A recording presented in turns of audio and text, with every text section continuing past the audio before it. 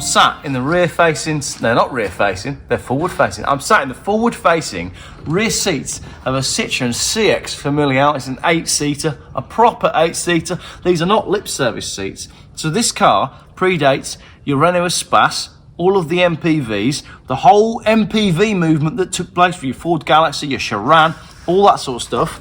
This car came first, the original 8-seater. What year is this? This is mid to late 80s. It's a C-Reg, is it? So this is like the original people carrier.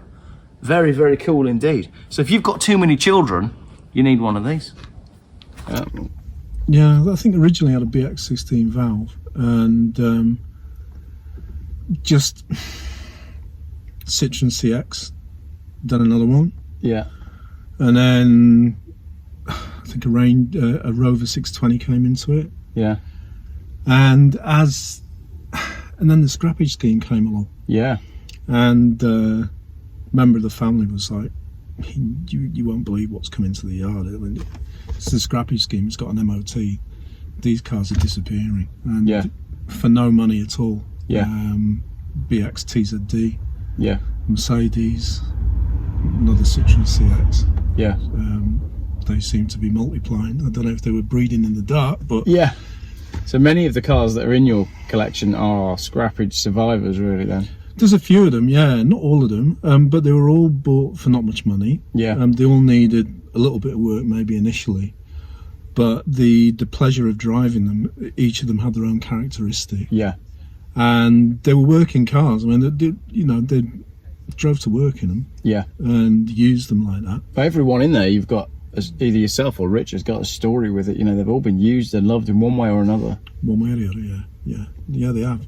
The only trouble is they one day you suddenly find, oh, how am I going to deal with all of this? Yeah. So it's time to get sensible, really. So that's the position we're in now, where basically you've invited me up here to look at them and give my input and say, okay, which ones do you want to.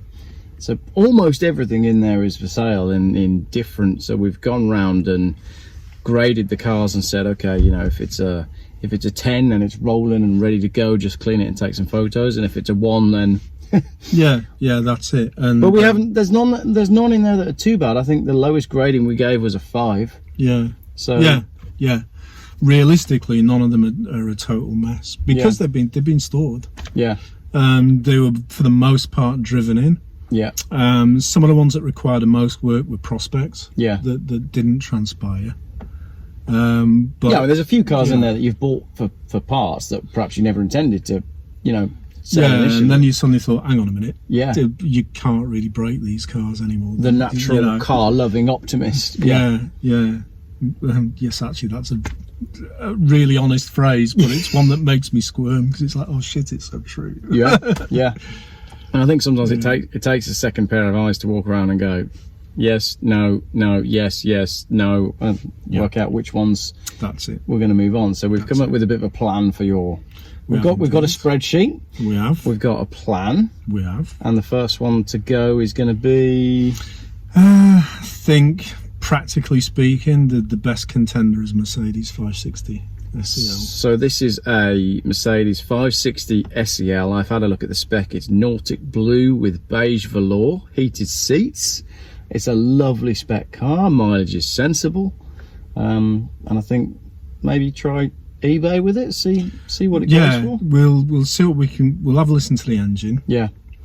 Make sure there is that, because it's been stored and because of how robust the cars are. I don't expect to be a big problem with it, but be sane. Check that it runs. I know there was a little problem with it in the past. Which is why it got parked up, but it wasn't anything that I think is cataclysmic. Yeah. So I will get a good appreciation of why it is, so that when it goes onto eBay, it's an honest sale. Well, it's a good desirable car in the right colour and the right trim. Yeah. 5.6 litre V8 German saloon is a good one to start with. And it's a good one to have owned, to be honest. It is, yeah, I bet. Yeah, despite the fuel economy. Speaking of which, you've got a couple of Range Rovers, one of which is for sale. We've got a Range Rover coming through. Possibly, yeah, we'll see about that. It all depends on. We've got a friend of the family who's interested. Yeah. So obviously they've got first dibs. Absolutely. But we'll see from there. And then there is, what have we got coming up next? I think a BX TXD estate, which is a More of a project, I think. it's a sell as is. Yeah. But it's still an honest car. Yeah. It's what, 200,000 plus miles. Yeah, but it's one of those bulletproof engines. robust diesel engine, and Yeah. if someone's looking to do a little tinkering and get it on the road, Yeah. and then there's a few others to come from there. So I'm not going to show you photos of the whole collection. We're going to have a little run at the road in the CX, and I'll drop in some teaser footage of what else you've got, and if people are interested, then I guess they can contact me and I'll put them in touch with you, and we'll go from there. That would be great. Try and get the collection down from, I forget how many it is, but let's just say too many right now. too many cars. So we want to get you down from too many to less many, and then see where we get. Yeah, exactly. That's the practical, honest truth. the goal really is to free up some cash to allow you to invest that cash in the cars that really matter to you, I think, isn't it? You know, and hopefully find nice, good homes for the cars, because like we said, every single one of them is desirable in its own way. And I know I've got some Citroen followers that are going to lose their shit when they see the badges of the cars that we've got in there. Well, I'm looking forward to hearing about that. Yeah. Because they should. Yeah, some very rare stuff in there. Very rare indeed. Cool. Great. Thank you. No worries. Right, huh? So, do you want to get behind the wheel? I'd love to have a little drive. Yeah. If you'd like to find out more about this collection, or if you've seen a car that you'd like to buy, please email me, geoffbuyscars@gmail.com.